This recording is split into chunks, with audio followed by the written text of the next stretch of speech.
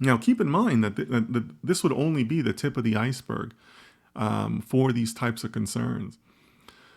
In both scenarios, OpenAI and Meta have come out and said, well, no, we're not interested in personal data. We're just interested in, other data, like, places and things, not people, right?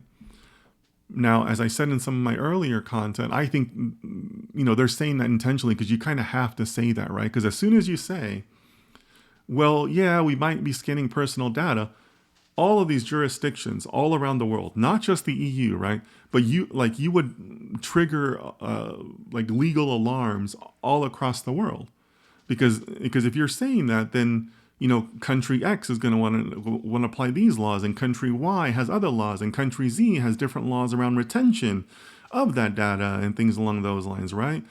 So there's so many things that come up when you're talking about personal data. So both Meta and OpenAI take the stance of saying that they don't actually do it, but they probably do.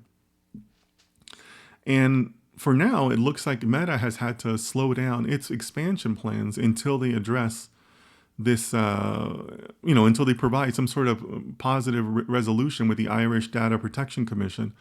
Because it can be a serious thing as far as the violations of the personal privacy laws that exist in the EU. So we'll see how that story develops. A lot more to come out of that for sure. A lot more to come from other countries, right? The EU is only the beginning. So we'll see where both Meta and OpenAI end up with that. Well, I want to thank you for joining me for this podcast episode. I hope you have found it informative. I will continue to produce these podcasts as different articles come up, different things catch my attention. But I hope that you're well in your part of the world. Take care of yourself, take care of your families, and I'll catch you next time.